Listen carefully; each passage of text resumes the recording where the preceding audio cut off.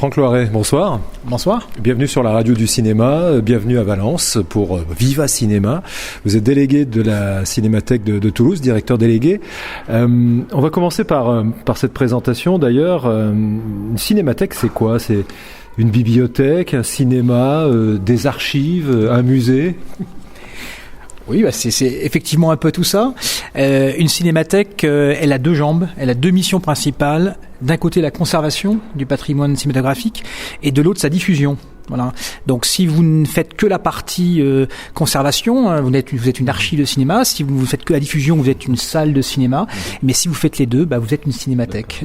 Voilà. Mémoire et lieu vivant à la fois, quoi. Tout à fait. Voilà, c'est un lieu à la fois de.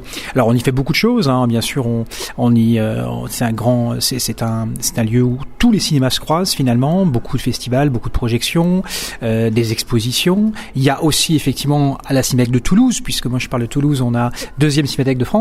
On a une très belle bibliothèque aussi avec un fonds d'ouvrage sur le cinéma qui est exceptionnel, et puis une très belle collection de cinéma qui est quand même la base de la Cinémathèque. C'est vraiment les fondations de la Cinémathèque, avec la plus grande collection d'affiches de cinéma en France, 100 000 affiches conservées à Toulouse depuis les origines du cinéma jusqu'à aujourd'hui, 60 000 copies, et puis bien sûr après une collection d'appareils, de costumes, etc., etc. Ouais. Justement, conserver un film, c'est quoi ? On parlait des affiches, évidemment, les bobines, les archives, des dossiers.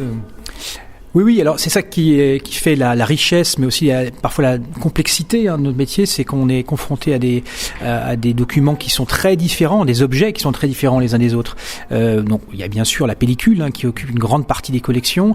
Vous savez qu'un film c'est entre 5, 6, 7, 8, 9 bobines, enfin ça dépend de la durée du film. Donc ça prend beaucoup de place. C'est évidemment ça qui est aussi le cœur aussi un peu des archives, si on veut. Et on sait que si les films sont bien conservés, on peut garder dans le temps, on parle de 200, 300 ans, un film en pellicule, que ce soit un film en 35 mm, 16 mm, etc. Mais à côté de ça, effectivement, il y a beaucoup de documents papier, il y a des photos, il y a un fonds très important de photos, 1 demi-million de photos conservées à Toulouse, et puis des choses très rares ou très, très précieuses. Donc, il faut adapter aussi les modes de conservation à tous ces objets, à tous ces documents, et surtout les montrer. Voilà, c'est ça qui fait aussi l'intérêt de notre travail. Une collection, c'est fait pour être montré. Voilà, c'est pas pour rester sur les étagères. Donc comment exposer le cinéma, comment le montrer. Il y a évidemment beaucoup de documents et d'objets et de films qui partent de Toulouse tous les jours pour des expositions ailleurs, pour des festivals. Mais c'est ça qui fait aussi la richesse de la Cinémathèque aujourd'hui. C'est vraiment tout ce travail de valorisation des collections qui sont conservées à Toulouse depuis 60 ans. D'accord. Votre principal ennemi, c'est quoi ? L'obsolescence technique, le stockage ? Ouais, alors le stockage, c'est une grande question. D'ailleurs, on va agrandir la partie archive. On va commencer les travaux dans quelques temps. On finit actuellement d'ailleurs le réaménagement de la Cinémathèque rue du Thor à Toulouse pour la partie diffusion avec une nouvelle salle, parce qu'il faut s'adapter aussi aux nouvelles pratiques des spectateurs, créer des lieux aussi qui soient vraiment des lieux qui soient accueillants, qui soient conviviaux, etc. Mais après, les difficultés, oui, c'est ça, c'est les questions d'espace, bien sûr, pour la conservation, c'est les questions d'hygrométrie, de température. Il y a beaucoup de choses à prendre en compte.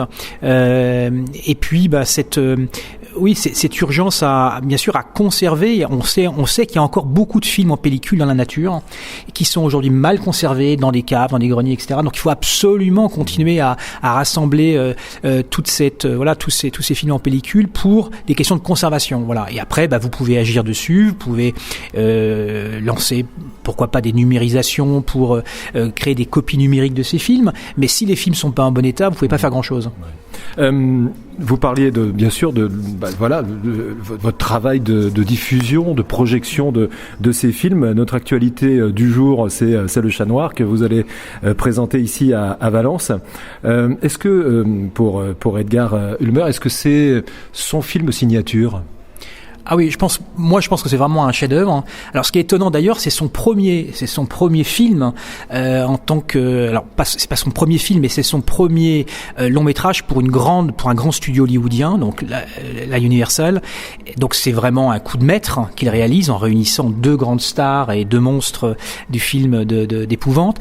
Mais voilà, pour des raisons qui n'ont rien à voir avec le cinéma, hein, parce que il se trouve qu'Elmer entretient une relation avec la femme du producteur, et c'est ce qui va ensuite, en fin de compte, l'écarter des grands studios. Et finalement, après, il réalisera beaucoup de séries B et des films. Il réalisera plus de grands films pour les studios hollywoodiens. Voilà, donc c'est très étrange comme carrière. Mais c'est quelqu'un qui a aussi beaucoup travaillé pour les grands maîtres du cinéma allemand d'après-guerre. Hein. Il a travaillé pour Murnau, il a travaillé pour voilà, il a travaillé sur Caligari, beaucoup sur les décors, notamment à Vienne. Et puis ensuite, il a occupé beaucoup de postes dans le cinéma. Donc c'est quelqu'un qui a fait beaucoup de choses. Mais c'est vrai qu'il y a, pour moi, c'est effectivement le coup de maître, le coup de génie, c'est de rassembler ces deux grands acteurs, et puis de faire ce film qui est vraiment un film extrêmement important sur la question de la mort, la question de la vengeance, la question de la nécrophilie, du satanisme, sexualité aussi très ambiguë entre les deux protagonistes. Enfin, vraiment, il y a vraiment énormément de choses dans ce film.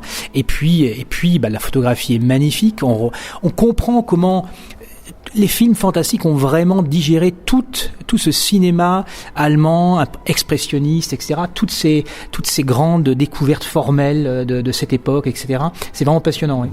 C'est vraiment un film qui peut encore surprendre le public d'aujourd'hui, jeune ou moins jeune d'ailleurs, par son audace, par son ton, même par une forme d'humour d'ailleurs. Ah oui, moi je crois que c'est un film qui va, pour ceux qui le connaissent pas et qui vont le voir ce soir, je pense qu'ils vont être très surpris de ce qu'on pouvait effectivement oser à l'époque, et puis tout ce langage cinématographique. Dans le film, on voit l'importance du contre-champ, on voit l'importance du montage. Enfin, voilà, c'est vraiment ça aussi qui est passionnant dans le film, c'est vraiment la question du langage cinématographique. Voilà. Et ça, je pense, pour des gens qui s'intéressent un peu au cinéma, comme dans ce festival Viva Cinéma, je pense que c'est vraiment extrêmement important de revoir ce type de film, qui est vraiment un chef-d'œuvre de l'âge d'or du cinéma fantastique. Je vous passe la... Alors, moi, j'avais fait des recherches un peu sur comment s'organisait la Cinémathèque de Toulouse. Et j'ai vu que vous organisiez un festival cinéma en plein air. Est-ce que vous pouvez nous en dire quelques mots et quelles sont les problématiques d'organisation et de programmation ? Alors le cinéma en plein air, effectivement, c'est un temps fort dans la programmation de la Cinémathèque de Toulouse. Ça fait 20 ans qu'on fait ça. Alors on a commencé tout petit.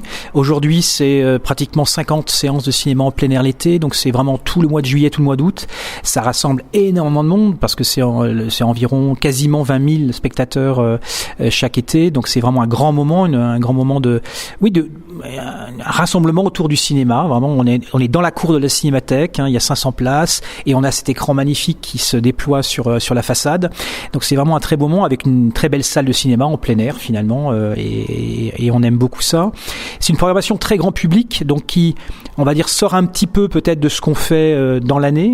L'idée, c'est vraiment justement de permettre à des gens qui ne viennent pas dans l'année à la Cinémathèque, qui connaissent pas forcément notre travail, qui connaissent pas forcément les collections de la Cinémathèque ou la programmation, les programmations qu'on propose, de venir vraiment découvrir ce qu'est la Cinémathèque. Donc c'est une sorte aussi de portes ouvertes un peu sur la Cinémathèque pour permettre à un public peut-être non habitué de nous rejoindre après sur d'autres programmations. Donc je pense que c'est un moment aussi où on désacralise un peu ce temple du cinéma, comme on dit souvent. Non, voilà, la Cinémathèque, c'est pour tout le monde. Il y a pas d'élite, c'est pas un club réservé à des connaisseurs. Et je trouve que le plein air, c'est vraiment un moment où on casse un peu ces barrières-là. C'est très familial aussi, c'est très convivial et c'est un très beau moment. Mais il y a d'autres festivals à la Cinémathèque, et notamment un festival qu'on a développé depuis 4 ans qui s'appelle Synchro, qui est un grand festival de ciné-concert, puisque on travaille beaucoup autour du film muet. Le ciné-concert, ça fait vraiment partie de notre ADN. Et donc, depuis 4 ans, on développe ce festival à Toulouse, mais aussi en région, dans la région Occitanie, dans différents lieux. Ça peut être des grandes salles, ça peut être des petites salles, ça peut être des salles de cinéma, ça peut être beaucoup de lieux où on développe beaucoup de formats de ciné-concert. Ça va là aussi du solo piano à des formations orchestres très importantes. Ça peut être l'orchestre symphonique, l'orchestre national du Capitole, ou des formations jazz, des formations, et puis des ciné-concerts électro, enfin des choses très différentes. Et puis bien sûr après, notre marque de fabrique, c'est aussi Extrême Cinéma, un festival sur cinéma de genre, cinéma bis, etc., qu'on développe aussi depuis plus de 25 ans. Donc ça, c'est vraiment aussi, c'est vraiment partie de ce qu'on aime faire. Et là, c'est vraiment un festival qui qui s'est inspiré aussi de la richesse des collections de la Cinémathèque, et puis d'autres festivals qu'on accueille, notamment Ciné Latino et Ciné España. Donc voilà, il y a beaucoup de rendez-vous différents, comme je disais tout à l'heure, vraiment tous les cinémas se croisent à la Cinémathèque, mais voilà, votre question portait sur le cinéma en plein air, et c'est vrai que c'est un moment vraiment un beau moment de cinéma ouvert à tous. Moi, ce qui m'intéresse beaucoup, c'est de savoir comment vous préservez le patrimoine cinématographique et à quel point est-ce que c'est important pour vous ? Je considère qu'on conserve une part de la mémoire de l'humanité à Toulouse. Voilà, c'est vraiment ça. Et donc on est évidemment, notre objectif et notre mission, c'est de transmettre ce patrimoine aux générations qui viennent, et donc de faire en sorte que on préserve cette collection le mieux possible, qu'on puisse aussi, comme je le disais tout à l'heure, grâce à ces nouvelles technologies, grâce au numérique, permettre à ces films de continuer à être vus, parce que c'est ça le problème aujourd'hui auquel on est confronté. C'est que la majeure partie des collections qu'on a, évidemment, elle est en pellicule. Donc comment vous faites aujourd'hui pour montrer ces films en dehors des cinémathèques ou en dehors vraiment des lieux qui continuent à projeter la pellicule, à projeter du 35 mm, etc. C'est très compliqué. Donc la question est effectivement et c'est là que le numérique est une grande chance, pas pour la conservation, mais pour la diffusion, c'est vraiment une grande chance. Donc il faut vraiment travailler le plus possible. On a développé une chaîne de numérisation à la Cinémathèque, une chaîne de restauration aussi, pour nous permettre de faire ce travail aussi en interne. Voilà.